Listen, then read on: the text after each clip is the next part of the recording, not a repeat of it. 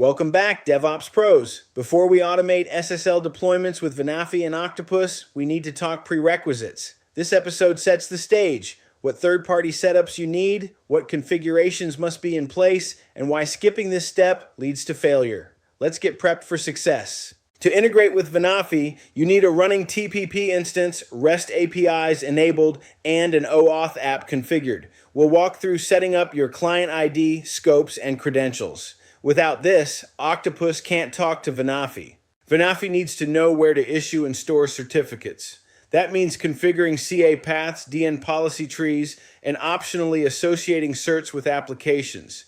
This structure ensures certs are issued correctly and securely. Octopus Deploy must be ready to automate. You'll need access to step templates, PowerShell-enabled workers, and secure variables for credentials. We'll show you how to import templates and configure your environment. PowerShell 5+ is required across your workers and targets. Tentacles help with remote provisioning. We'll walk through installing modules and setting up secure execution environments.